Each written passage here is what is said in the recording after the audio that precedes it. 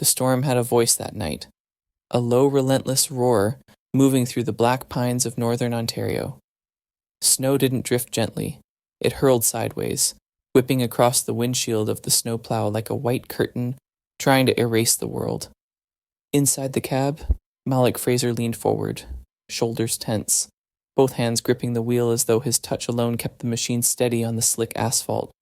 The dashboard radio hissed and cracked, finally spitting out a warning from Environment Canada. Whiteout conditions, avoid non-essential travel. But Malik gave a short laugh under his breath. Out here every trip he made was essential. If he didn't push through, families wouldn't reach their homes. Truckers would be stranded on the side of the highway, and someone might not see tomorrow morning. Beside him, stretched long in the passenger seat, Coda sat upright. The Malinois' ears twitched at every shift in the wind. Malik trusted that dog more than any forecast. When Coda stiffened, danger usually followed. Tonight his muscles were tight as a wire. Malik slowed the plow around a bend. That was when the beam of his headlights caught something it shouldn't have. A gleam of silver, not ice, not snow. He narrowed his eyes. 50 yards ahead, a luxury electric SUV was buried nose first in the ditch, rear wheels clawing at the air, red hazard lights flashing like faint distress beacons. Steam hissed from the mangled hood pressed hard against a pine. "Hell," Malik muttered, pulling the plow to a stop. Coda whined softly, but urgently. Malik shoved open the heavy door, the wind tearing at his coat the moment he stepped out. Snow struck him like handfuls of gravel. He trudged forward, boots sinking deep, Coda bounding ahead. The closer he came, the clearer it was that the SUV wasn't simply stuck. The windshield was fractured in a spiderweb of glass. The cabin light flickered faintly, and inside a figure slumped against the seat, motionless but breathing. Malik grabbed the handle, frozen solid. He braced his boot and hauled until metal screamed and finally gave. The door swung open with a groan. The driver was a woman. Blonde hair clung to her cheek, streaked dark with blood. A tailored coat hung torn around her shoulders. She looked like she belonged to another world, a world of boardrooms and glass towers, not a frozen ditch off Highway 11. Her eyes fluttered open as he leaned closer. "Ma'am, can you hear me?" he shouted above the wind. Her lips trembled. Words broke through, jagged and urgent. "Don't trust the private security. The black box. Hide it." Malik blinked, caught off guard. It sounded like fever talk, the rambling of someone concussed, yet her voice carried a desperate clarity that pinned itself into his mind. Coda barked suddenly, pawing at the passenger side. Malik followed the motion. The crash had jarred a small compartment loose. A metallic fob and a slim solid-state drive blinked faint green in the shadows. He snatched them without thinking, shoving them into his pocket. Snow swirled harder. Malik slipped his arms beneath the woman and lifted her free.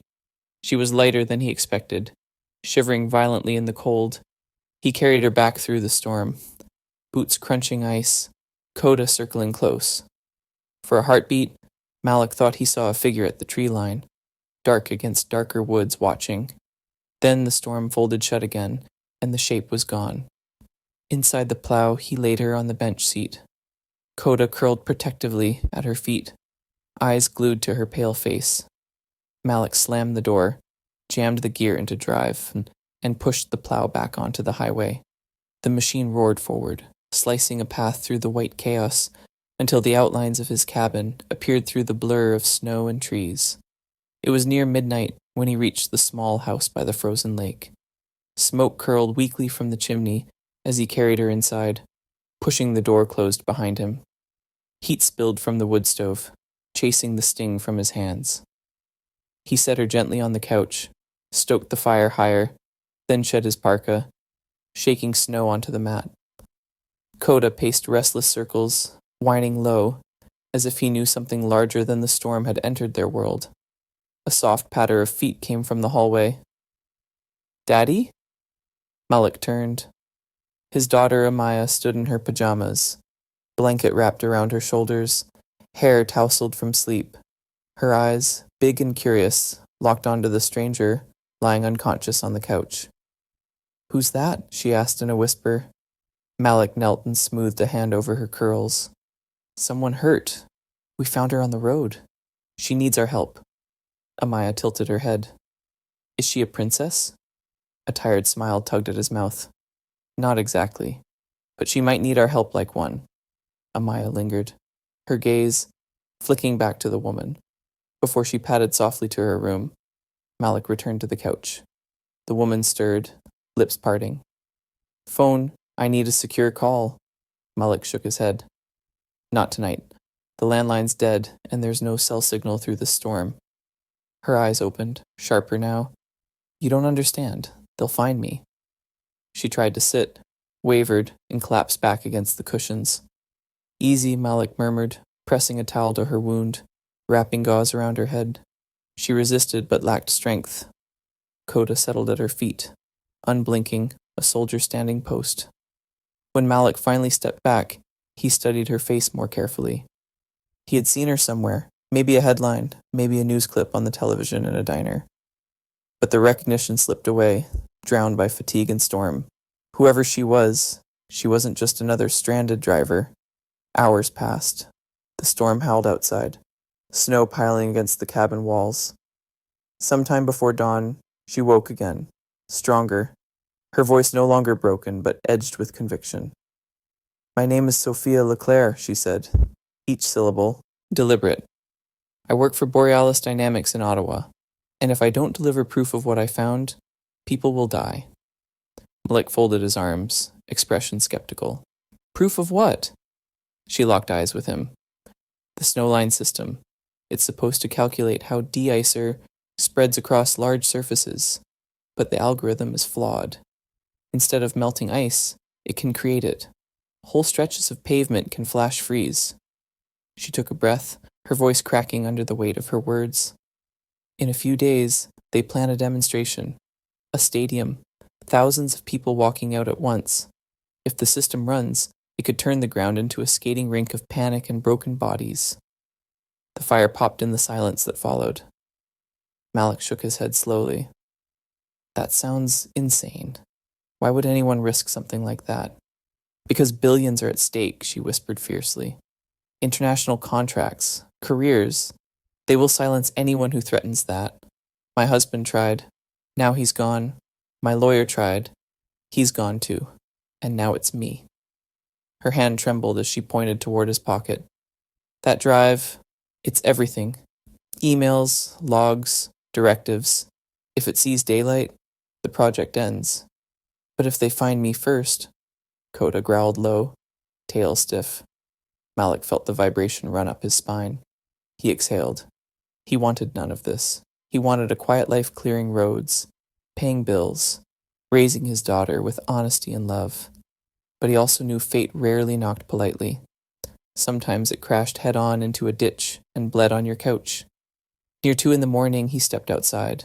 The storm had softened, snow falling steady now, instead of sideways.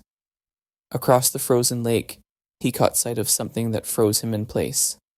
Headlights flashed once, then vanished. A pickup sat in the shadows. Through the veil of snow, he glimpsed the glint of a lens, someone watching with thermal binoculars. His chest tightened. He slipped back inside, killed the lights, pulled curtains tight. Coda bristled, pacing in short, urgent lines. They've already found me, Sophia whispered from the couch, voice laced with fear. No, Malik said firmly. They're searching, but they won't come in this storm. Not yet. He glanced at Amaya's closed door, then back at Sophia. His decision settled in his bones. Tomorrow I take you to the OPP detachment. Tonight we stay dark. No signals, no lights. We wait for morning. He sat at the window, shotgun across his knees, Coda pressed at his side. The night stretched on, every creak of the cabin sounding louder than it should. Malik watched snow bury the world, knowing deep inside that whatever had begun tonight was only the start of something larger, something he hadn't asked for but could no longer avoid. For the first time in years, Malik realized the quiet life he had built was already fractured. Strangers with hidden drives and whispered warnings had walked into his home, and danger was circling outside, He had his daughter to protect, a wounded woman depending on him, and a storm of secrets ready to break open. What he didn't know yet was how far that storm would reach, or how much of himself it would demand. And that, perhaps, is the true beginning of this story. If you feel the pull of it, don't just listen. Join the journey. Share it. Subscribe for the next chapter. And ask yourself honestly, what would you have done alone on Highway 11 if the storm had delivered a secret into your hands? The morning after the storm arrived, gray and muted, the kind of morning where snow muffled every sound and made the world feel older than it was, Malik had hardly slept. He sat at the kitchen table, fingers wrapped around a mug of coffee gone cold, eyes drifting again and again to the couch where Sophia lay beneath a quilt. Her breaths came shallow but steadier now. Coda had stationed himself close, nose on his paws, ears twitching at every unfamiliar creak. Malik knew he couldn't keep her in the cabin, not with what she had told him, and not with headlights circling the lake in the dark. He pulled on his heavy coat, slipped the SSD into his pocket, and muttered to himself, one step at a time. The truck's engine coughed awake and carried them down the frozen highway toward the nearest Ministry of Transportation maintenance station. The snowplows were already lined up there, orange beacons flashing, and men and women in reflective jackets shaking off the long night. Inside the station's garage, Malik guided Sophia to a chair, while Coda sniffed the air with suspicion. He bent into the SUV she had crashed in, still towed behind his plow. The dashboard was cracked, airbags deflated, glass scattered like frost. Something about the way the console sat bothered him. Malik pried it open further, and found a slim card, no bigger than his thumb, a prepaid SIM. Harmless at first glance, but when he held it near the truck's comm scanner, a faint pulse blinked across the reader. A beacon. Someone had been tracking her. Maybe still was. Malik's jaw tightened. He slipped the card into a rag and crushed it under his boot until the chip cracked. When he straightened, Sophia was watching him from across the garage, pale but alert. Her expression told him she already knew what he had found. Inside the small station office, the local Ontario Provincial Police Detachment had set up a desk. Deputy Chief Karen Doyle was there, a broad-shouldered woman with sharp eyes that had seen her share of half-truths. She listened as Malik explained the crash, the injuries, the strange words about security and proof of performance. Doyle frowned, leaning back in her chair. Mr. Fraser, you've done your part. You pulled her from the wreck. You brought her here. The smart thing now is to let us handle it. If there's more to her story, we'll sort it. Malik studied the deputy's face. It wasn't unkind, but there was a caution in her voice that made his gut twist. He had heard the same tone overseas, from officers who didn't want their hands burned by politics. Sophia sat rigid, gazed down, lips pressed tight, as though expecting betrayal. Something's off, Malik said carefully. Last night, across the lake, there was a truck with its lights off. Someone watching with optics. That's not a coincidence. Doyle's brow furrowed, but she didn't deny it. I'll note it, but listen to me. You've got a child at home. You don't want to be tangled in corporate games. Hand her over and walk away. In the corner of the office, two men in plain coats stood too still, eyes on Malik more than the forms Doyle was filling.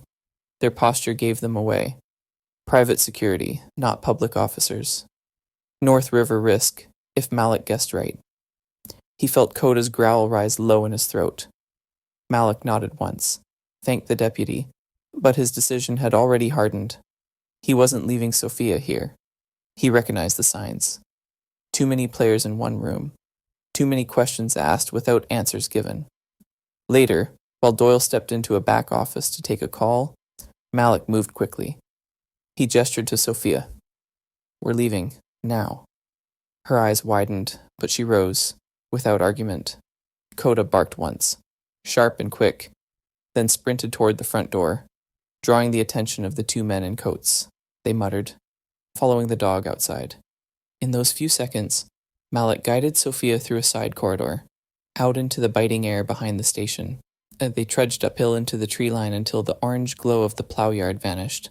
Malik knew the back roads here, knew where an old snow survey station stood, half forgotten on a ridge, By the time the men realized their mistake, Malik and Sophia were already halfway up the slope. The station was nothing more than a weather-beaten shack with a rusted anemometer spinning in the wind, but it was shelter. Inside, Malik set a lantern on the table and finally allowed himself to breathe. Sophia collapsed into a chair, exhaustion written across every line of her face. He laid the SSD gently on the wood. "All right," he said.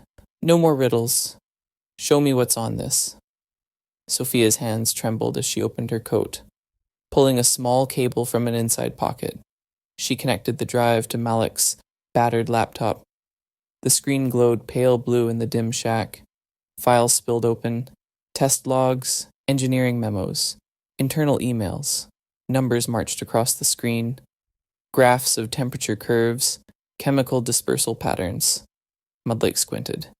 He wasn't an engineer, but even he saw the spikes where there should have been smooth lines. Sophia leaned close, voice low but sharp. Snowline is built to predict and control how de-icer spreads across massive surfaces, airports, highways, stadium lots. But the algorithm was altered. See these entries? Manual overrides. Martin Rusk ordered them. He wants a live demonstration to sell the system. Internationally, the Heritage Classic in Winnipeg, this winter. Tens of thousands of people, media from all over the world. If Snowline misfires there, if the surface freezes instead of melts, the chaos will be catastrophic. And they'll claim it was a freak storm, not their fault. She clicked through more files, threatening emails, legal notices drafted but never sent, a photo of a lab technician who had died in what the company called an accident. Her voice broke.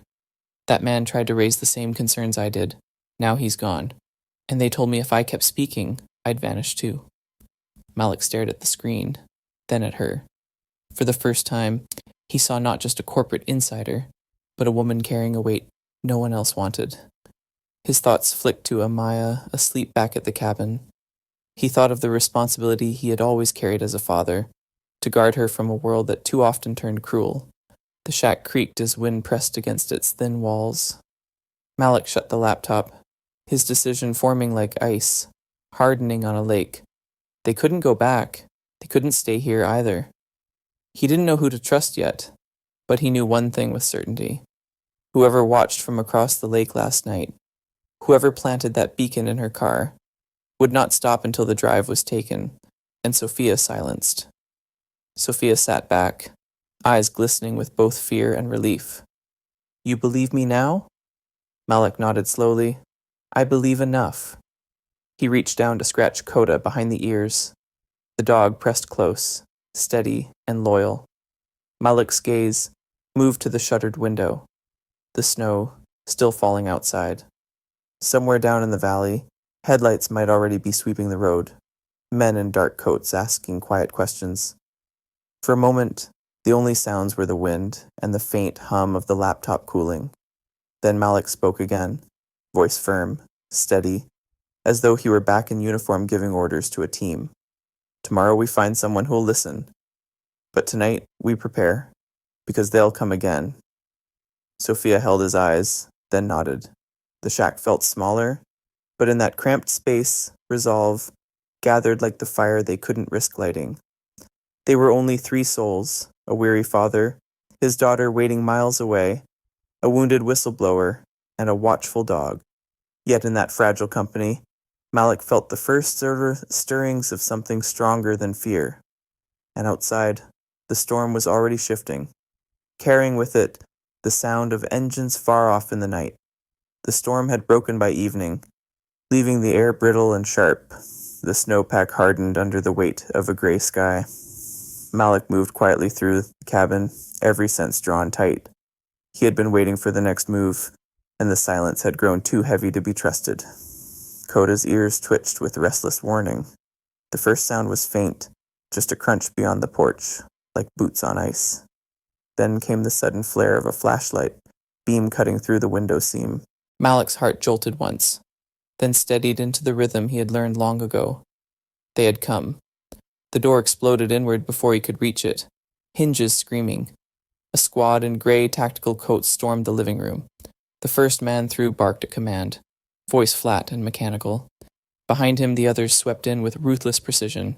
Malik grabbed Sophia's arm and shoved her towards the hallway. "Go! Get her!" he shouted at Amaya, voice breaking with urgency. The girl scrambled, clutching her blanket, wide-eyed but obeying. Malik pulled open the trapdoor hidden under the kitchen rug, revealing the crawl space his father had built decades earlier, meant for storing preserves and tools. Now it became a refuge. He lowered Amaya down, then Sophia, pressing a finger to his lips. Coda remained by his side, teeth bared, growl vibrating through his chest. The first intruder leveled a rifle. Malik snatched the flare gun he had set on the counter, fired into a propane tank positioned by the wood stove. The blast was not lethal, but the flare ignited a plume of fire and light, blinding the room with sudden fury. The intruder staggered back, shouting. Heat and smoke bit into their advance. Malik hurled another flare across the floor, its white light slicing the dark like lightning. He dropped into the crawl space, pulled the hatch down above him. The three of them huddled in the earth, smelling dark. The roar of voices muffled above, boots pounding. Amaya clutched his sleeve, trembling, but her eyes searched his face for calm. He forced a smile, cupping her cheek. "Quiet game now," he whispered. Not a sound. The team above tore through the cabin, overturning furniture, searching. One man cursed. Another called into his radio. Then came silence again, heavy and stretched. Malik held his breath, counting the seconds. Finally, the sound of retreating boots, the slam of the broken door, the distant growl of engines fading into the trees. He waited long after before easing the hatch open. Smoke curled through the cabin, furniture scorched, but the flames had snuffed out quickly in the damp air. Malik helped Amaya climb up, then Sophia. Coda padded close, sniffing every corner, still tense. "They'll be back," Sophia murmured, voice hoarse. "Not if we move first," Malik answered. His jaw was set. "We go public," she shook her head. "You don't know who to trust." "I know one Gufordowitz," he said, already reaching for the old radio tucked into a crate. The device was battered, military issue, still bearing the scratches of desert dust. Malik adjusted the frequency with steady hands. He spoke into the mic, voice low, measured. "This is Fraser, calling in that favor." There was static, then a familiar voice crackled through, cautious but alive. "Malik? Haven't heard that name in years. Thought you buried your kit. I need a line to CBC, to Benji Park." A pause then. "You're stirring deep waters, my friend. Not my choice. Sudbury, midnight. Copy." Malik shut the set. Sophia's eyes searched his. "Benji Park. He'll believe you?" "He's not in it for contracts," Malik replied. "He's in it for truth." The plan was desperate, but desperation had become their only currency. They moved before dawn, skis strapped on, the old trails across the lake stretching like ghost roads into the fog. Malik carried his daughter in a harness at times, pulling her with practiced rhythm, each breath crystallizing in the air. Sophia followed, weaker but determined, clutching the pack with the SSD pressed safe inside. The lake was vast, frozen solid, its surface gleaming under the pale moonlight. Coda ran ahead, paws light on the ice, scouting. The silence of their movement was broken only by the hiss of skis and the rasp of their breaths. Then a faint buzz reached them, not of wind, but of rotors. Malik looked up. A drone skimmed across the night sky, eyes glowing red, sweeping its beam in slow arcs. "Down," he hissed. They crouched low, pressing against the ice. The drone circled, infrared lens sweeping the surface. Sophia's voice shook. "It's scanning body heat." Malik dug into his coat pocket, pulling free a flare. He struck it, the burst of red light flooding the ice, hot and violent. The drone lens flickered, overwhelmed by the glare.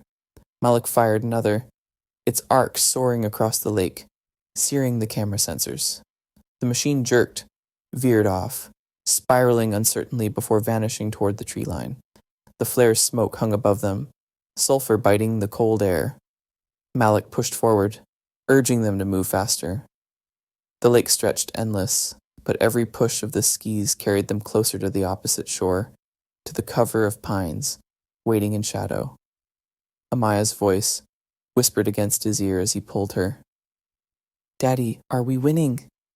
He looked back at her small, determined face, at the strength she carried though her body shook from the cold. He swallowed hard. "We're still in the game." They reached the far bank just as dawn cracked faintly against the horizon. The trees swallowed them whole, and for a moment, silence returned. Malik stood still, chest heaving, the flare smoke still lingering behind them across the ice. Coda pressed close, tail rigid, nose high. Sophia leaned against a trunk, breath ragged, eyes blazing with something fierce, despite her exhaustion. Malik looked from one to the other. The choice had been made, not by words, but by the path they had taken. They were no longer hiding. They were moving into the open, into risk, into the thin hope that someone still listened.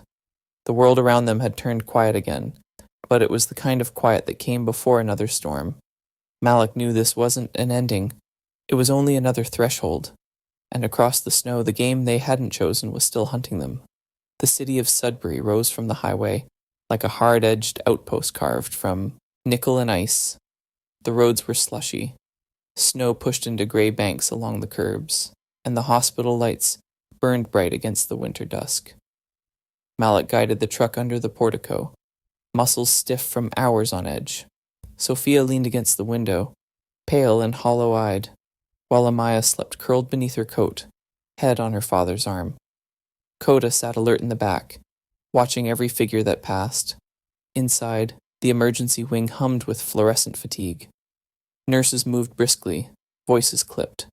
Malik explained the crash, the head injury, the child's fatigue.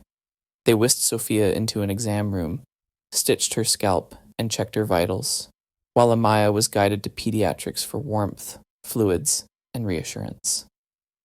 Malik remained in the hallway, the smell of antiseptic sharp in his nose, eyes never leaving the doors.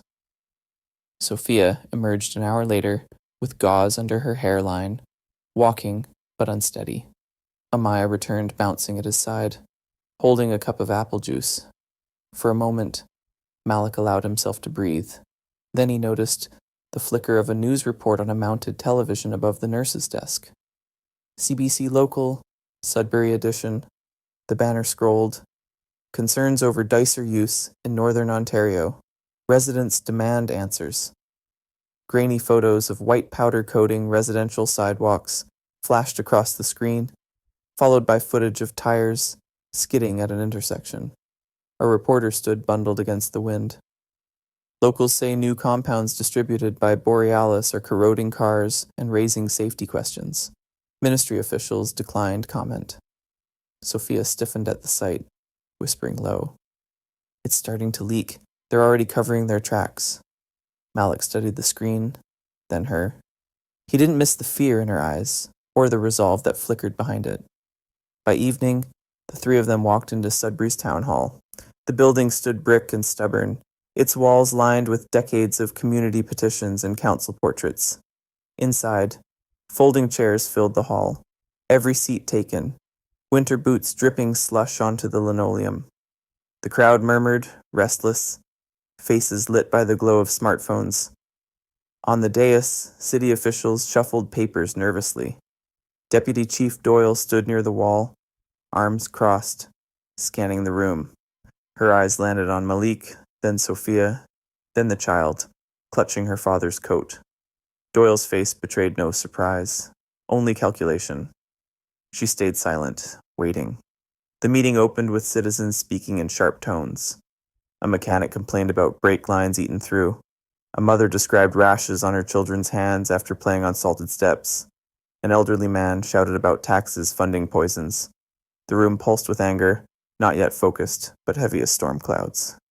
Malik sat rigid, Amaya leaning against his side, eyes wide as the voices rose.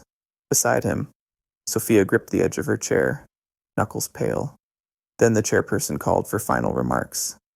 A pause stretched, the air thick with expectation. Sophia stood. At first the crowd's murmur grew louder. Who was she, this stranger with the bandaged head? But when she began speaking, the hall quieted. "My name is Sophia Leclerc," she said, her voice clear despite the tremor beneath it. "I worked for Borealis Dynamics. I know what you've been told about the new compounds, about the so-called improvements, and I know the truth. The system being tested, the one being paraded as innovation, is dangerous. The algorithms are wrong. They don't melt ice. They can create it. And if they go ahead with their demonstration, they will gamble with your lives, your children's lives, for the sake of a contract." The words cut through the hall like a blade. People shifted forward in their seats. Phones lifted, recording. Sophia swallowed, gaze sweeping the faces. "I warned them. Others warned them. They silenced us. And now they're planning a proof of performance in Winnipeg, at the Heritage Classic. Tens of thousands of people will step into what could become a frozen trap. This isn't just about corroded cars or sick children. It's about lives being treated as expendable." The silence after was raw. Then a ripple of voices surged, outrage given direction. From the wall, Doyle pushed off, her boots clicking across the floor. She studied Sophia a long moment, then turned her gaze on Malik. Her eyes, once wary, now carried a trace of recognition. A man protecting his child? A woman speaking truth at cost? Doyle didn't speak, not yet, but Malik caught the shift. The line between indifference and belief had bent. Sophia's shoulders trembled as she sat back down. Malik touched her arm, steadying her, while Amaya reached up to slip her small hand into Sophia's. The whistleblower looked down at the child's trust and exhaled. Some of her weight eased. The meeting closed in disorder, officials drowned out by citizen voices. Malik led them toward the exit, snow gusting against the doors as they opened. Doyle intercepted them, hand firm on his shoulder. "Fraser," she said, "we'll talk." For the first time since the crash, Malik felt the possibility of an ally. The battle was still ahead, but in that crowded hall in Sudbury, the silence around the truth had cracked. The winter night in Sudbury pressed down like a weight, muffling every sound except the crunch of boots in slush and the restless hum of engines idling in the distance. Town Hall had emptied only an hour earlier, but the air still vibrated with the residue of anger and disbelief. Sophia's testimony had hit like a match in dry timber, sparking something neither Malik nor she could control. Malik guided Amaya through the lot toward his old truck, parked under a sputtering lamp. The child clung to his arm, head nestled in his coat, her small breath steaming against the fabric. Sophia followed, upright but shaky, the gauze at her temple stark against her pale skin. She held herself, stiffly, determined not to show weakness. Doyle's cruiser idled across the lot, her silhouette steady in the driver's seat, eyes scanning every shadow. The first warning came from Coda. The dog's ears shot up, hackles rising, a growl vibrating low in his throat. Malik's instincts snapped awake. A split second later, blinding headlights burst into the lot. A black SUV roared toward them, engines snarling like something predatory. "Down!" Malik shouted, shoving Amaya behind the open truck door. Sophia froze in the glare, eyes wide, but Coda leapt forward, bark exploding like a gunshot, jolting her back to movement. Malik swung into the driver's seat, jammed the key, and slammed the accelerator in reverse. The truck jolted, tires screaming against ice. The SUV swerved, angling to crush them, but Malik braked hard, spun the wheel, and let the truck fishtail wide, snow spraying like shrapnel. The maneuver threw the SUV off its line, buying precious seconds. In those seconds, Doyle's cruiser lunged forward, red-blue strobes igniting the night. She cut hard across the lot, slamming her bumper against the SUV's flank. Sparks burst, metal shrieked. The black vehicle skidded, then screeched away, retreating into the shadows of side streets. Malik sat rigid, chest heaving. Amaya whimpered softly in the cab. Sophia clutched the truck's frame for balance, her eyes locked on Doyle, who climbed from her car with steady precision. Snow glittered in her hair like ash. That wasn't an accident, Doyle said flatly. No, Malik replied, voice taut. Sophia met Doyle's gaze. For a long moment, the deputy chief said nothing, but something shifted in her eyes. She'd seen enough to believe. Doyle turned back toward her cruiser, then stopped. There's an old access tunnel near the East Ridge. Nickel mine shut down 20 years ago. Maintenance shafts run for miles. You'll vanish in there. She didn't ask if they trusted her. She simply pointed. Go, I'll buy you time. Malik didn't argue. He bundled Amaya tighter in her coat, nodded to Sophia, and moved fast. Coda trotted ahead, leading them into the teeth of the storm. The city lights faded behind them, replaced by hulking silhouettes of slag heaps and rusted machinery. The mine loomed, abandoned but not dead, its skeletal towers etched against a starless sky. At its base yawned the tunnel entrance, a rust-rimmed archway draped in ice. They stepped inside. The world narrowed. The air was damp, carrying the metallic tang of nickel and old water. Their footsteps echoed, each sound magnified by stone walls that had once swallowed hundreds of workers daily. Malik's headlamp carved a narrow path of light, revealing rusted rails and graffiti scrawled decades ago. Amaya clung to his hand. It's so dark, Daddy.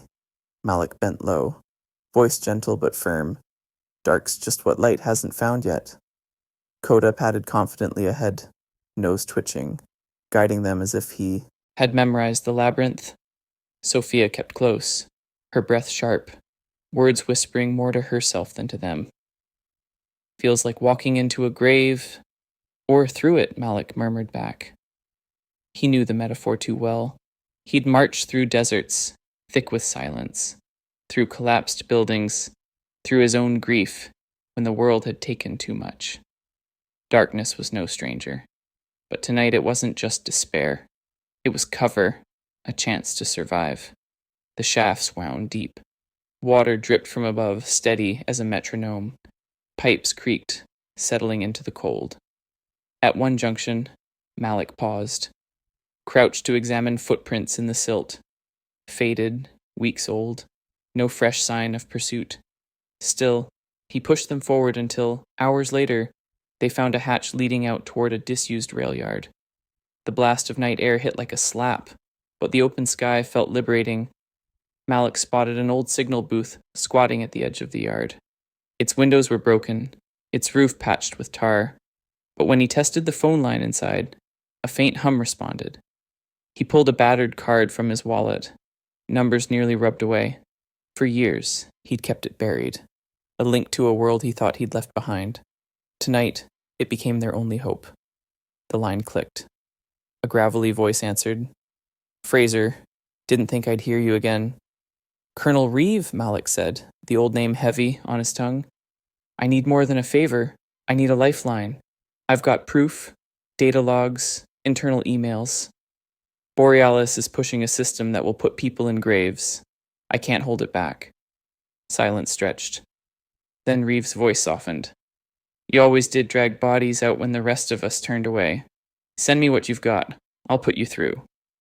Minutes later, another voice came on. Female, brisk, and sharp with urgency. This is MP Asha Raman. Colonel Reeves says you have evidence. We've chased rumors for months, but nothing concrete. If your files are authentic, we can force hearings. But know this. Once you go public, every target painted on Sophia will extend to you, your daughter, even the dog at your side. Malik's jaw clenched. We're already on that list. Plans took shape quickly. The evidence would be mirrored across multiple channels, CBC local, watchdog groups, and independent journalists. Simultaneously, Asha would call for an emergency motion in Ottawa, demanding Borealis executives testify before Parliament. It would be messy, politically explosive, but unstoppable if the files were solid. When the call ended, Malik sat in the cold booth, receiver heavy in his palm. Amaya leaned against him, head lolling with exhaustion. Coda curled near her boots, ever vigilant, even in rest. Sophia stood in the doorway, snow flurries threading her hair, her eyes a mixture of fear and defiance. You think this changes anything? She asked softly. Malik studied his daughter's sleeping face, the trust etched there. He looked at Sophia, battered but unbroken, and at the loyal dog who'd led them through darkness. It has to, he said. Because in that moment, Malik knew the fight wasn't just about data or contracts. It was about showing ordinary Canadians, families scraping by, single parents, raising kids alone. That truth could still matter. That silence could still be broken. And if anyone out there heard this story, if anyone cared enough to share it, then maybe the truth would travel further than the shadows chasing them. The night in Sudbury had pushed them into the mine's darkness, and the call from Colonel Reeve had given them direction, a fragile line toward Ottawa and beyond. By dawn, Malik felt the shift, no longer just running, but carrying proof. Each mile ahead was dangerous, yet it was no longer blind retreat. Days later, that fragile line pulled them east. Snow turned to dirty slush along Highway 401, the kind that splashed high against trucks and lingered at the edges of the city. The weight of Parliament's promises hung in the background, but truth wasn't only fought in hearings. It was buried in invoices, hidden in warehouses, signed off by tired men under flickering lights. And if they wanted Borealis cornered, they had to dig deeper. The snow along the 401 had melted into a dirty slush by the time Malik rolled into Toronto. Towers loomed like cold sentinels, their glass facades glittering against the low winter sun. But Malik wasn't here for the skyline. His eyes stayed on the industrial fringe east of the Don Valley, where rows of warehouses stretched in monotonous blocks. Somewhere in those stacks of concrete and steel, truth was hidden, truth stamped with barcodes and shipping invoices. Sophia sat beside him, pale but focused, scrolling on her laptop tethered to a hotspot jury-rigged from an old antenna. The Borealis shipments don't match the declared routes, she murmured. This warehouse, Westline Logistics, is receiving double the volume of Snowline Dicer components. No customs flags, no regulatory checks. Somebody's smoothing the paper trail. Amaya slept in the back seat, head lolling against Coda's flank. The dog lifted his eyes every few seconds, ears twitching as if he too felt the weight of where they were headed. Malik checked the side mirror, scanning for tails. The streets around them thrummed with trucks, forklifts, and weary shift workers. Nothing stood out, but that didn't mean they were safe. They parked 3 blocks away and walked. Sophia, wrapping a scarf high around her face, Malik carrying a battered toolbox to look the part of a repairman. The warehouse loomed ahead, its corrugated siding streaked with salt and soot. A single Canadian flag snapped in the wind above the office door, ironic in its insistence on normalcy. Inside, the air reeked of diesel and thawing snow. Forklifts beeped and rumbled between pallets wrapped in plastic. Malik's sharp eyes caught the markings. Product codes, inconsistent with the paperwork Sophia had pulled. He nodded slightly, and she began filming discreetly with her phone, hands steady despite her nerves. In a corner, 2 workers in stained jackets spoke in hushed French accented English. Malik steered them closer under the cover of moving crates. One worker shook his head, gesturing toward a stack of sealed drums. They keep telling us it's just dicer, he muttered, but the concentration's off. We have to recalibrate the pumps by hand, or the QC scanners reject the batch. Shh, the other hissed, glancing around nervously. You want to lose this job? They pay double overtime for silence. Adjust it, sign the sheet, move on. The first worker spat into the slush on the floor. Double pay won't matter when someone slips and dies, or worse.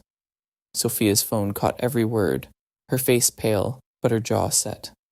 Malik's stomach tightened. This was more than sloppy oversight. This was deliberate. Falsified quality checks meant the product wasn't safe, and someone high up knew it. A forklift roared past, drowning the conversation, and the workers dispersed. Malik exhaled slowly, leading Sophia back toward the exit. They didn't run, but every step carried urgency. He kept his head down, toolbox swinging like any other shift hand. Outside, the air bit colder, sharp with exhaust. They rounded the corner of the warehouse, Sophia clutching the phone to her chest. We've got it, she whispered. Video, voices, details, proof they're bypassing safety protocols. Malik scanned the street, heart still pounding. He knew evidence was one thing. Surviving long enough to deliver it was another. He rested a hand on Amaya's shoulder as she stirred awake in the back seat, Coda pressing close beside her. For a fleeting second, Malik let himself believe this scrap of truth, captured in whispers and shaky footage, might be enough to tip the scales. But in the pit of his stomach, he knew Borealis wouldn't let it go unanswered. Not now, not when the lies were starting to bleed into daylight. The footage from Westline burned in Sophia's hands like a live coal. Proof, raw, undeniable, but fragile as glass until it reached the right eyes. They drove in silence through Toronto's arteries, towers flashing cold light overhead, Amaya asleep again against Coda's fur. Malik's grip on the wheel stayed tight. He knew evidence was one battle. Delivering it was the war. By the time the city thinned toward the waterfront, the air carried salt and smoke. Industrial cranes loomed against the night, and the streets emptied into stretches of steel and water. Sophia checked the phone again, whispering, "If they know what we've seen, they won't wait. They'll come." Malik nodded once, jaw hard. "Then let's meet them head on." The waterfront at Toronto's East End was nearly deserted by the time Malik arrived with Sophia and Amaya. Snow clung stubbornly to the edges of the pier, crunching underfoot, while the black water lapped quietly against the pilings. Cargo cranes loomed overhead like skeletal sentries, their arms frozen mid-reach. Malik kept his daughter close, one arm around her shoulder, the other hand hovering near the pocket where his old service knife rested. Coda trotted just ahead, body tense, nose twitching at the salt-tinged air. From the shadows, near a rusted shipping container, a figure emerged. Tall, broad, the coat tailored too neatly for the setting. Ethan Weller. His reputation had preceded him, whispered in every corner where Borealis's secrets had been guarded. He didn't rush, didn't even raise his hands. Instead, he smiled, a cold curve beneath sharp eyes. "Fraser," Weller called, voice smooth, almost friendly. "You've made quite a storm for yourself, but storms can be redirected, controlled." He stepped closer, boots crunching the frost. "I'm here to make you an offer. Walk away, take your daughter, your companion there, and disappear. I'll make sure you have peace. No more chases. No more men with guns in the night." Malik studied him, the air burning with silence. Amaya's small hand clutched his coat. Sophia stood rigid, eyes narrowed, clearly hearing the unspoken second half of Weller's bargain. Peace in exchange for silence. "You think I'd sell their safety by shutting up?" Malik's voice was low, steady. "You think money or threats mean more to me than the truth?" Weller's smile faltered, then hardened. "Truth doesn't feed a child, doesn't keep the lights on. I'm giving you a chance to walk away before you drown in your own righteousness." Malik released a bitter chuckle. "I've drowned before, came back up, every time." The tension snapped. Weller lunged, surprisingly fast for a man of his build. Malik shoved Amaya behind him and met the strike head-on. The two men collided near the railing, boots scraping metal. Weller's fists landed heavy, trained, but Malik absorbed the blows, countering, with quick, brutal efficiency. Years of lifting, shoveling, fighting to survive, still lived in his muscles. They grappled, the world narrowing to grunts and the screech of boots on steel. Weller tried to drive Malik's head into the railing, but Malik twisted, slamming his shoulder into the man's ribs. Pain flared across his back as Weller struck again, nearly forcing him to the ground. Then Coda exploded forward. The shepherd's bark split the night as he launched at Weller, teeth snapping close to his arm. Weller recoiled instinctively, balance broken. Malik seized the moment, driving his knee into the man's midsection and shoving him back. Weller staggered against the railing, one hand clutching the steel to stay upright. Breathless, Malik held his ground, fists clenched, Coda snarling at his side. Amaya peeked from behind Sophia, eyes wide with fear and awe. Weller straightened, coughing. His smile twisted now, more venom than charm. "You've made your choice," he rasped. "Then so have we. You've just signed your death warrant." He retreated into the shadows, boots echoing against the pier until even the sound was swallowed by the harbor wind. Malik didn't move for a long moment, chest heaving, adrenaline still burning. Then he turned, crouched, and pulled Amaya close. "It's okay," he murmured, though every part of him knew it wasn't. Not yet. Sophia's voice cut the night, quiet but resolute. "They won't stop now." "No," Malik agreed, eyes fixed on the black water below. "But neither will we." The harbor wind carried Weller's footsteps into silence, but his threat lingered like a stain. Malik stood at the railing, pulse still pounding, Amaya pressed against his chest.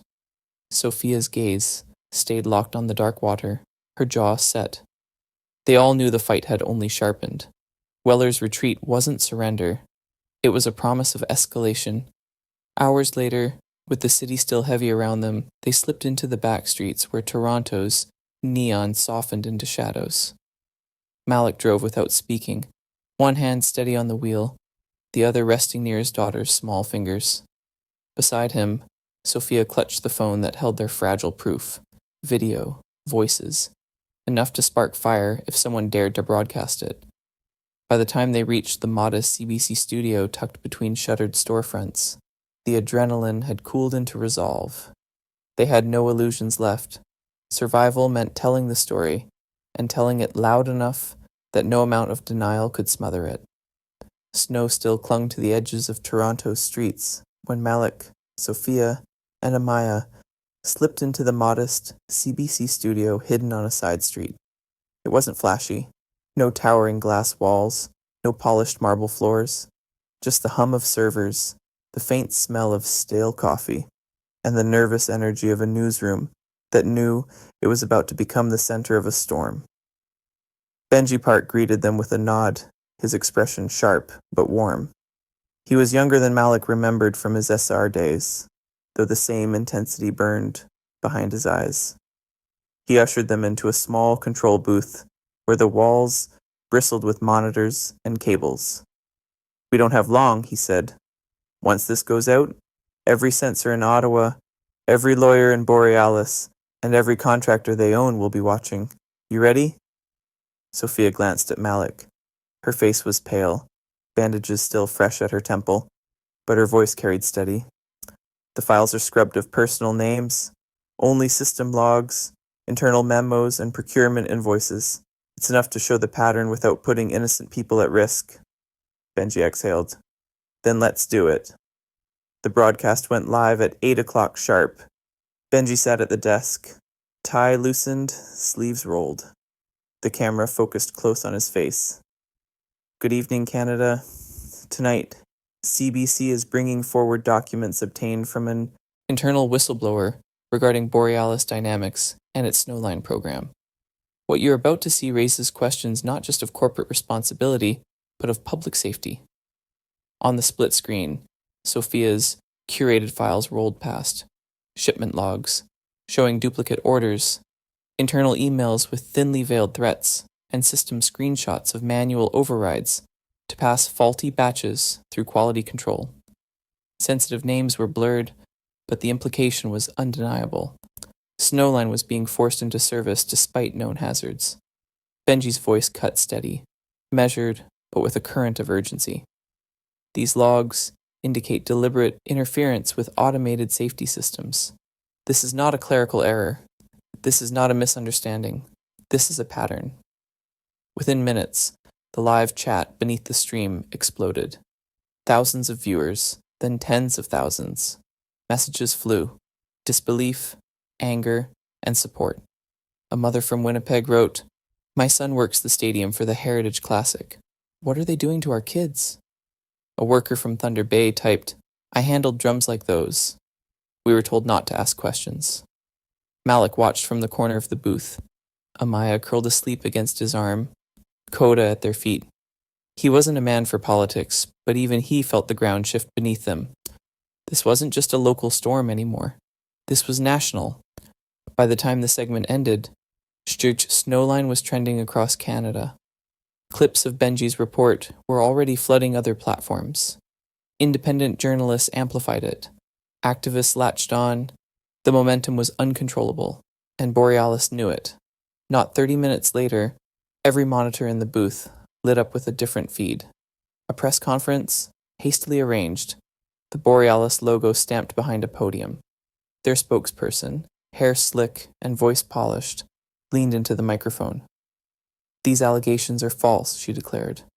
"The Snowline program has been rigorously tested and independently verified. Any claims of tampering are fabrications intended to mislead the public and damage confidence in Canadian innovation."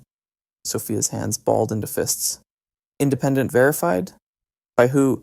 By the same contractors paid to look away." Benji muted the feed, turning to her. "Let them deny it. The more they squirm, the louder the questions get." Malik looked through the booth window at the glow of the city. The battle wasn't finished, not by a long shot, but for the first time since that night on Highway 11, he felt the silence crack wide enough for the truth to start pouring through. The city didn't sleep after the broadcast. Phones buzzed through the night, headlines refreshed every hour, and outside the CBC studio, a knot of reporters had already gathered, their breath fogging in the cold. Malik kept Amaya close as they slipped away through a side door, Sophia clutching the laptop like a lifeline. By the time they reached the Modest Hotel on Yonge Street, exhaustion pressed heavier than fear. Malik laid Amaya on the bed, her small frame curling instantly into sleep, while Coda stationed himself by the door, ears pricked to every hallway sound. Sophia sat at the desk, scrolling furiously, watching the numbers climb and the backlash swell. Neither of them said it aloud, but both knew. If Borealis had been cornered, they would not retreat quietly. Morning would bring retaliation. The only question was how. The morning after the broadcast, Malik woke in a borrowed hotel room near Yonge Street, to the sound of Coda growling at the door. Not the low rumble of threat, more the restless warning of something unwelcome approaching. A knock followed. Sophia was already at the desk, scrolling through feeds on her laptop. "They're moving fast," she said, voice tight. "Borealis filed an injunction overnight. They're demanding the takedown of every clip, every article, claiming proprietary data, corporate espionage." Malik frowned. "They want to bury it before it breathes." Sophia angled the screen toward him. Legal jargon scrolled in dense paragraphs, stamped with the authority of Bay Street lawyers. If enforced, the order would choke the story before it could gain its footing. But then her phone buzzed. A secure line. She answered, and Asha Raman's voice cut sharp through the static. "Hold steady. The injunction doesn't apply to Parliament." Sophia blinked. "What?" "In this country," Asha said, "testimony before committee has parliamentary privilege. No corporate lawyer, no injunction, no executive can stop evidence once it's entered into the record. And I've just filed the motion. The Transport and Infrastructure Committee is convening this week. You're invited." Malik glanced at Sophia, watching the tension melt into stunned relief. "So the files will be tabled," Asha confirmed. "Under privilege. Once they're spoken in that chamber, they're untouchable. Protected. Public." Sophia pressed a hand to her temple, eyes glistening. "I thought they could still shut us down. They can threaten. They can smear. But they can't erase what's spoken under oath," Asha replied. "Get ready. You'll have the floor." After the call, the room felt heavier, charged with something larger than fear. Malik sat on the edge of the bed, watching Amaya draw on hotel stationery with a stubby pencil, blissfully unaware of the stakes. He thought of how many nights he'd carried her through storms, through hunger, through silence. And now here they were, her father, a man who once thought the world had forgotten him, about to walk into Parliament with truth as their only shield. Sophia closed her laptop and met his gaze. "This is it, isn't it? Once it's spoken, there's no going back." Malik nodded slowly. "Then we speak loud enough they can't pretend not to hear." The call with Asha ended, but its echo lingered long after the line went dead. For the first time, they had a clear path into Parliament, a chance to put their evidence where no injunction could touch it. Yet the room remained heavy, charged with unease. Malik knew Borealis wouldn't wait quietly while their empire unraveled. By dawn, that fear was confirmed. Headlines rolled across Sophia's screen, each one louder than the last. Borealis wasn't retreating. They were staging a show of strength. The news broke just after dawn. Borealis technicians were already on the ground in Winnipeg, preparing the snowline system for a public demonstration at the stadium. A glossy press release promised a revolution in winter safety, complete with cameras, dignitaries, and fans of the upcoming Heritage Classic. Sophia read the bulletin aloud in the departure lounge, her voice clipped. They're framing it as a showcase, live feeds, media tours. If they activate the flawed algorithm in front of a packed stadium, it won't just be spin. It could be disaster. Malik sat forward in the hard plastic chair, Amaya asleep against his coat. His jaw tightened. He had seen companies gamble with lives before, but never on this scale. So they're doubling down, he muttered, trying to prove it works before Parliament hears the truth. Doyle arrived at the gate, coat still dusted with snow from her hurried drive to Pearson. She dropped into the seat beside Malik, her eyes sharp with both fatigue and fury. I called in every favor left in my badge, she said, but Borealis has city permits, private security, and a communications team already spinning it. We can't shut them down from the outside. Sophia's phone buzzed again. A secure message scrolled across the screen, encrypted with Reeves' code. She read quickly, then exhaled. Colonel Reeves mobilized his old network. Internal contacts at Transport Canada. They can order a freeze on the snowline operation, but only if we get the evidence into the chain before the demo starts. If the system is live, the optics shift against us. Malik looked out across the tarmac where the plane sat waiting in the pale winter light. Jet engines whined, ready to carry them west. His reflection in the glass looked older than he felt, but steadier too. Then we don't waste a minute, he said. We get there, we back Reeves' play, and we stop this before the first switch is thrown. Doyle stood, her boots echoing against the tile. Boarding calls in 5. After this flight, we're not just witnesses. We're the line between a demonstration and a tragedy. Sophia tucked the laptop into her bag, her face pale but set. Malik shifted Amaya gently in his arms, Coda pacing at his heel. Together they moved toward the gate, their shadows stretching long across the floor. Above them, monitors blared cheerful headlines about innovation and progress. But beneath the noise, each of them carried the same truth. If Borealis lit up Snowline in Winnipeg, the cost would not be measured in contracts or headlines, but in human lives, skating on thin ice. The flight west blurred into a haze of turbulence and sleepless silence.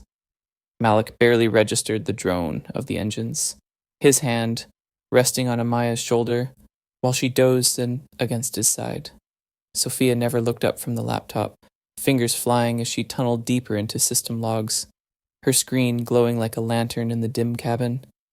Doyle kept watching the aisle, every muscle tight, as if she expected Borealis agents to step out from the clouds themselves.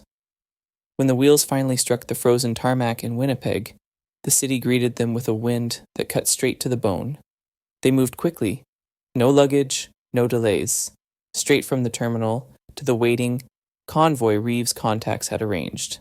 Sirens echoed faintly from downtown, where banners were already rising for the Heritage Classic. By the time they reached the stadium grounds, the noise of a gathering crowd rolled like distant thunder. Malik knew then there would be no second chances. The fight had carried them here, to the edge of Canada's winter heart, and the next move would decide everything. The roar of the Winnipeg crowd was already building, even though the Heritage Classic wouldn't start for hours. Reporters clustered outside the stadium, cameras flashing against banners that boasted Snowline, the future of winter safety. But high above the noise, Malik clung to a steel ladder that rattled in the brutal wind, the temperature plunging below -20. His gloves froze against the rungs, each breath slicing his lungs with cold. Still, he climbed. On the rooftop, the Snowline control unit hummed like a beast waiting to be unleashed. Frost rimed its casing, wires snaking across the deck to sprayers perched along the stadium's rim. Malik crouched low, shoulders hunched against the gale. Below, Sophia's voice crackled through the earpiece. I'm in the system. Remote access is holding. Logs confirm manual overrides. Look at Module 3. You'll see it blinking red. Malik wiped ice from the panel and found it. A warning light, pulsing like a heartbeat. Got it. Good. This is the proof, Sophia pressed. Her fingers clattered across the laptop from the media tent below, live stream monitors flickering at her side.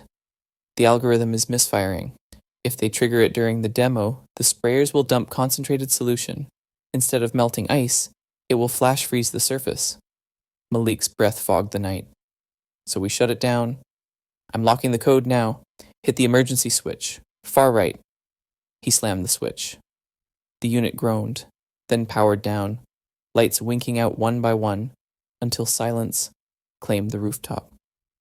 For a heartbeat, Malik let himself believe they'd made it. Then a voice cut the wind. Smooth, familiar. Well done, Fraser. Ethan Weller stepped from behind the ventilation stack, coat whipping in the storm. His smile was a blade. But you've just embarrassed the wrong people. They don't forgive. Malik rose, fists clenched despite the cold. Truth doesn't need forgiveness. Before Weller could move, a shout rang out. Doyle, parka hood tight around her face, leveled her service weapon from the rooftop hatch. Hands where I can see them, Weller. For the first time, the smile faltered. From the street below, local news cameras pivoted upward, lenses catching the tableau against the dark sky. A whistleblower in the tent. A black single father braced against the wind. A corrupt enforcer, cornered by the law. The image seared into FUDs across Canada in real time. Malik stood firm as Doyle cuffed Weller, her breath steaming. The crowd noise from the stadium swelled beneath them, unaware how close disaster had come. Sophia's voice carried through the comms, steady and bright despite the frost. It's over. We've got it recorded. Logs, video, everything. They can't bury this now. Malik looked out across the frozen city, snow swirling like sparks. For the first time in weeks, he let the weight ease from his shoulders. The fight wasn't done, but the silence had broken, and the world was watching. By the time Weller was led away in cuffs, the stadium below was already roaring with anticipation, oblivious to how close the city had come to disaster. Malik stood on the roof a moment longer, snow biting his face, watching Sophia's signal lights blink confirmation from the tent below. The fight had shifted now, out of the shadows, into the open. 2 days later, Ottawa called. The evidence they had risked everything to secure was no longer just data in Sophia's laptop. It was the centerpiece of a national reckoning. And so, beneath the pale morning light of Parliament Hill, they walked side by side into the chamber, carrying truth like a burden that finally demanded to be spoken. Snow still clung to the steps of Parliament Hill when Malik, Sophia, and Doyle walked into the committee chamber in Ottawa. The tall windows glowed with pale morning light, casting long shadows across rows of MPs, journalists, and observers who packed the room to its limits. The buzz of cameras and whispered speculation filled the air, but beneath it all ran a taut string of expectation. Everyone knew the stakes. The Snowline scandal had moved from rumor to fact, and now it demanded names, accountability, and answers. Sophia sat at the witness table, the white bandage at her temple still visible beneath her hair. Her laptop was closed, but stacks of printed logs and emails sat before her like evidence in a trial. Malik settled behind her, Amai on his lap, with Coda curled at their feet, his presence quiet but immovable. Doyle remained near the back wall, uniform crisp, eyes alert, both guardian and silent witness. The chair of the committee cleared her throat. Ms. Leclerc, you may begin. Sophia's voice carried steady, though her hands trembled slightly as she unfolded the first page. The failures of Snowline are not accidents, she began. They are the result of a chain of decisions made under pressure from Borealis executives. Martin Rusk, in particular, pushed for public deployment despite warnings from engineers, including myself, that the algorithm was unstable. Every log you see here records manual overrides. safety bypasses, and threats against staff who raise concerns. She read directly from internal memos. Proceed with the proof of performance. Concerns will be managed. Another, any staff refusing compliance will be reassigned. Murmurs rippled through the chamber as the gravity sank in. Sophia pressed forward, her voice growing stronger with each word. This was not innovation. It was theater. Lives were risked so a company could secure contracts. Snowline was not ready, and every person involved knew it. The committee chair raised her gaze to Martin Rusk, seated stiffly at the end of the table. Cameras pivoted, capturing the sweat beading on his forehead. An MP spoke sharply. Mr. Rusk, in light of these revelations, do you intend to continue in your position? Rusk shifted, jaw tight. But before he could shape a denial, another MP cut in. We are calling for your resignation, effective immediately. The room erupted in flashes and murmurs. Rusk opened his mouth, then closed it again, shoulders sagging as the inevitability pressed down. The chair struck her gavel. Order. Furthermore, we recommend the OPP and RCMP open full investigations into North River Risk, the contractor responsible for intimidation and surveillance related to this case. Sophia's breath hitched, relief mixing with exhaustion. She closed the folder slowly, hands trembling with release. The chair turned to Malik. Mr. Fraser, you asked for the right to make a short statement. Malik rose, moving with the steady weight of a man who had carried more than he should. He placed a hand briefly on Amaya's shoulder, then faced the room. His voice was low, deliberate, but every syllable rang with conviction. Public safety isn't a stage, he said. It's not where you run experiments or try to win contracts by pretending danger doesn't exist. It belongs to the people sitting in these stands, walking these streets, raising kids in the snow. Proof of performance? You don't prove safety by gambling with lives. You prove it by protecting them every single time. The silence that followed was absolute. Even the clicking of cameras paused. Malik sat back down, his arm circling Amaya, who looked up at him with wide eyes. For once, she didn't seem afraid. She seemed proud. The committee chair nodded firmly. Let the record show. Testimony has been entered. Action will follow. As the chamber adjourned, Malik felt the weight lift. Not gone, but shifted. The truth had been spoken, under oath, in the heart of Parliament. Whatever battles still loomed, they had cut through the silence. And in that moment, with Sophia's hand resting lightly on the files and Doyle watching like a sentinel, Malik allowed himself the rarest of things. Hope. Snow melted slowly that March, turning Ottawa's streets into rivers of slush and light. The hearings had ended weeks earlier, but the ripples were still moving across the country. Borealis finally conceded under public pressure. Snowline was recalled. Shipments were pulled from depots, sprayers dismantled, and an expensive campaign of upgrades began. Their press release spoke of renewed commitment to safety, but everyone knew it was the weight of testimony and evidence that forced their hand. Parliament, meanwhile, revived its neglected whistleblower protection program. What had been a footnote was suddenly a headline, invoked in speeches, debated in op-eds, and promised new funding. For Malik, the noise of politics and press conferences seemed distant. He had returned to the rhythms of work, back behind the wheel of the snowplow, when late storms swept across northern Ontario. The hum of the machine, the crunch of ice beneath its blade. It was work he understood, honest and grounding. Each shift ended with the same quiet ritual. He parked, brushed snow from his jacket, and thought of how close he'd come to losing it all. At home the cabin had changed, in subtle ways. Amaya's laughter carried more freely now. Her drawing pad, once filled with uncertain sketches, was crowded with images of hockey sticks and nets. She'd joined a community team in Sudbury.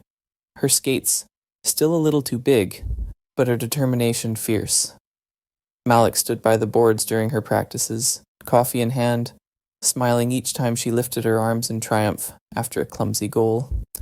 The weight of secrets had been replaced, at least for her, with the weight of dreams. Coda, too, seemed to have exhaled. The shepherd sprawled beside the wood stove most evenings, paws twitching in sleep as though chasing things in safer forests.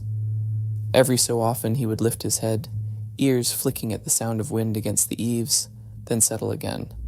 Malik often found comfort in the dog's steadiness, as if Coda knew the storm had finally passed. Beyond the cabin walls, others were finding their own forms of closure. Benji Park, the CBC journalist who risked his career to air the first leaks, stood on stage weeks later to accept a national award for investigative reporting. He dedicated it to those who refused to stay silent when silence was easier. Malik watched the clip on his phone one night, firelight flickering on the screen, and felt a swell of pride not for the award itself, but for the fact that the truth had landed somewhere it could not be erased. Doyle, too, found recognition she had never sought. The OPP commissioner presented her with a commendation for courage under pressure. She accepted with the same stern composure she always carried, but those who knew her saw the faintest smile beneath it. Malik sent her a short message later. "Couldn't have done it without you." She replied with just one line. "That's what partners are for." Sophia's path was different. She remained in Ottawa, advising committees on reforming oversight of corporate safety claims. Though her hair was streaked with silver from stress that winter, her voice held a new steadiness. She spoke of algorithms and contracts, but also of conscience. "Technology without accountability," she told one gathering, "is just a sharper edge on an old blade." For Malik, healing came not in speeches, but in moments. The crackle of the stove, the scrape of skates on ice, the sound of Amaya's breathing when she fell asleep on the couch after practice. Life was not perfect. It never had been, but it was his and it was theirs. One evening in April, as the last snow retreated into the shadows of the pines, Malik sat on the porch, watching the sky turn violet. Amaya was inside, drawing another hockey rink in her sketchbook. Coda stretched at his feet. Groaning contentedly, Malik exhaled, slow and long, the way a man does when the season finally shifts. The storm had left scars, but it had also carved space for something new, the quiet, stubborn possibility of peace. And for a single father who once thought survival was the only horizon, peace was more than enough. Spring in northern Ontario arrived quietly, as though the land itself was reluctant to admit winter had ended. Snow lingered in shadows. Ice cracked reluctantly on the lake, and the first shoots of green pushed through soil still cold to the touch. Malik felt the change in the air each morning when he stepped onto the porch with the mug of coffee. Coda padding out behind him, Amaya's laughter drifting faintly from inside the cabin. The world beyond their clearing was louder. News networks still dissected the scandal. Hearings led to new regulations. Borealis was under permanent supervision, and whistleblower protections were now part of everyday debate. Benji's articles were studied in journalism schools. Doyle's commendation became a recruiting story for the OPP, and Sophia's testimony was quoted in classrooms across the provinces. Malik watched it all from a distance. He respected it, but he didn't need the spotlight. His stage was narrower: a daughter, a dog, a road to clear when snow fell, a rink where Amaya chased dreams. One afternoon, Sophia drove up the gravel road in a rental car, dust trailing behind. She stepped out with a file tucked under her arm, her face calmer than it had been in months. They sat on the porch, the dog between them, while Amaya skated on the patch of ice, still holding near the shore. "They offered me a position with Transport Canada," Sophia said, watching Amaya glide, "not just to advise, to rebuild oversight from the ground up. I haven't given them an answer yet." Malik sipped his coffee, nodding slowly. "Sounds like they need you more than you need them." She smiled faintly. "After all this, I wasn't sure I had anything left to give. But maybe the point is to keep giving anyway." Malik glanced at Amaya, who raised her stick in triumph after another clumsy goal. "That's the point of most things," he said softly. Later, that evening, as Sophia drove back toward Ottawa, Amaya sat beside her father on the porch steps, leaning into his shoulder. "Daddy," she asked, "are things safe now?" Malik looked at the horizon, where the last streaks of pink slipped behind the trees. He thought of the hearings, the lies that had nearly buried the truth, the lives that had been risked for profit. He thought of how easily power could twist itself into silence. Safe isn't forever, he said at last. But we've made it safer. And we'll keep doing that. Together. Amaya considered this, then nodded, satisfied. Koda thumped his tail, as though agreeing. That night, Malik tucked her into bed. She was already half asleep, whispering about her next hockey practice, about skating faster, about maybe scoring twice. He kissed her forehead, turned off the lamp, and listened to the steady rhythm of her breathing. On the porch again, under a sky clear with stars, Malik felt the stillness settle. The fight had scarred him, but it had also clarified something he had always known deep down. The measure of a man was not in the battles he fought, but in the lives he protected. The world would continue, full of noise, danger, and shadows. But here, in this cabin on the edge of the lake, Malik had carved a space where truth had won, not forever, but for now. And sometimes, for a soldier, a father, a survivor, that was victory enough.